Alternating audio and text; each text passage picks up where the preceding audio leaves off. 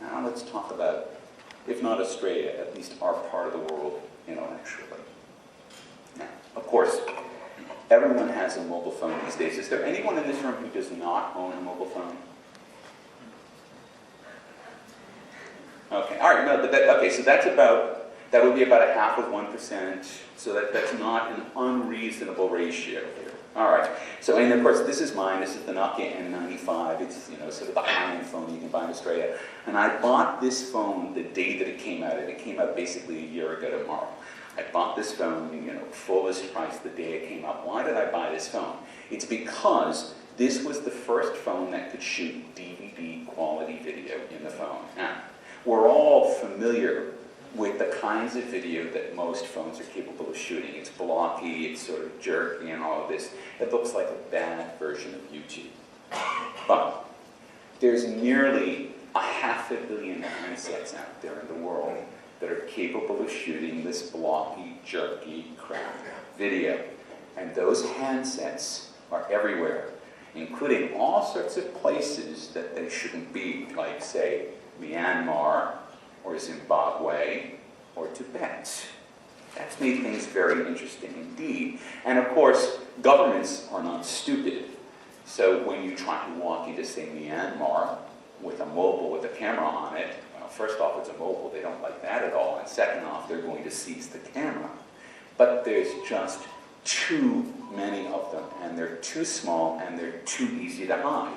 So, well, okay, what can you do? Well, you can get arrested for filming in public if you happen to be in the wrong place at the wrong time. This is where it gets very interesting, because one of the people that was in the wrong place at the wrong time was a University of California student named James Carl Buck. He was in Egypt last month filming a demonstration.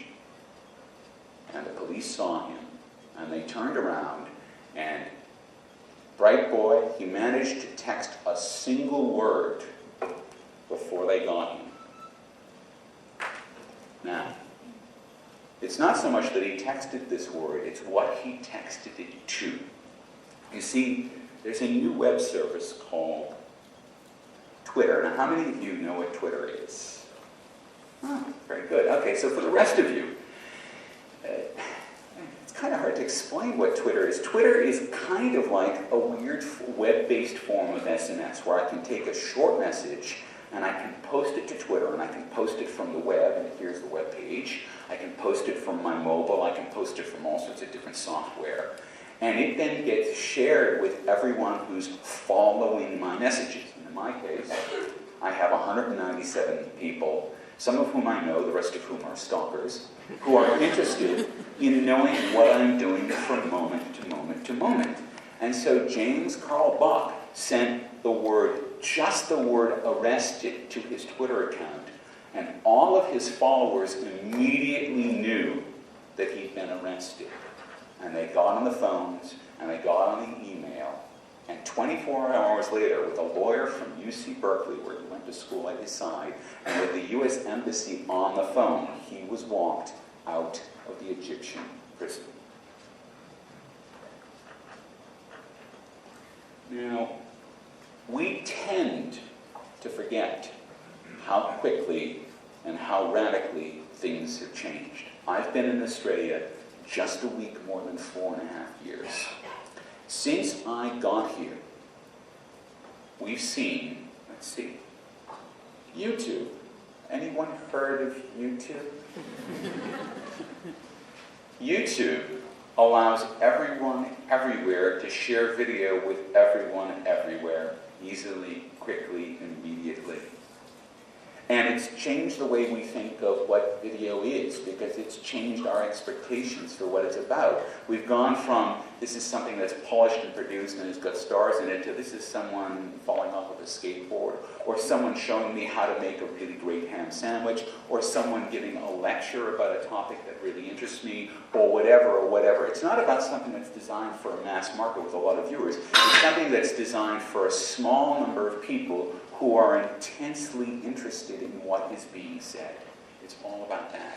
And then there's podcasting, and podcasting is another version of this. So that, and I don't know, are we taping everything that's being said today?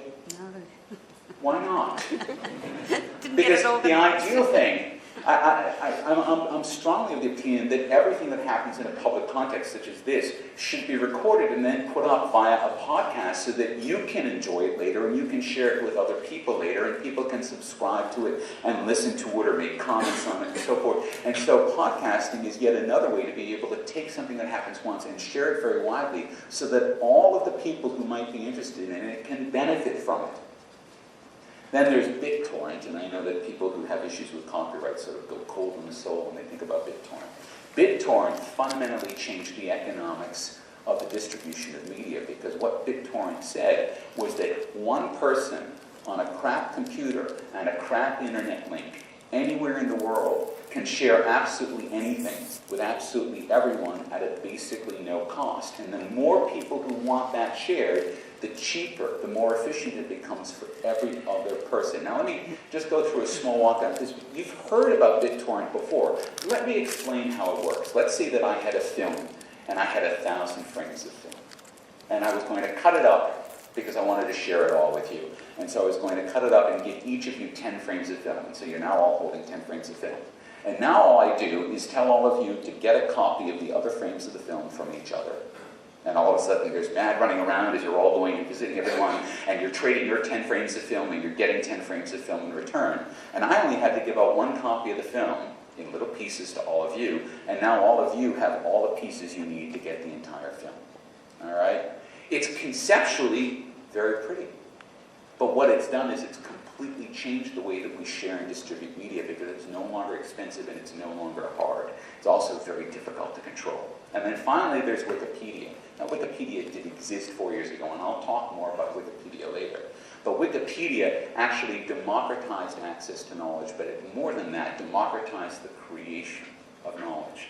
Now each of these things, if they'd happened in any sole decade, would have been the thing. We've got 4, basically 1 per year over the last 4 years, and there's more coming down the path, because I think Twitter is starting to fall into this too.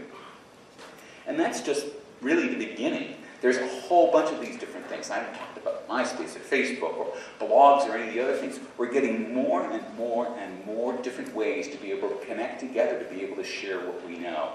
And it's not slowing down, because we're taking each of these and we're mashing them up, we're mixing them together and creating something new and passing that along, and that's inspiring someone else to create something. And it's not slowing down, it's accelerating. It's accelerating, it's accelerating, and it's creating what I call hyperconnectivity. And this is, I'm about to start writing my 6th book, and this is the core idea that's embedded in this 6th book. This idea that we are now so completely well connected that it's just sort of popped up to a new level, which I'm calling hyperconnectivity. And when you get situations of hyperconnectivity, then you get things happening, like a young man being released from a jail in Egypt because he managed to be able to tell the right people the right thing at the right time. Or you get fishermen in Kerala who are able to figure out how to maximize their market potential because they can remain connected. And these things are happening more and more and more. And let me give you another example. One of the reasons that hyperconnectivity is interesting and terrifying to people is because it allows vast numbers of people to trade information that other people don't necessarily want traded. If you are a college administrator in the United States of America, you live in terror of this website called Rate My Professors. Because if your lecturer sucks, you can share that information with absolutely everyone else on the internet. If your lecturer is excellent, you can also do that.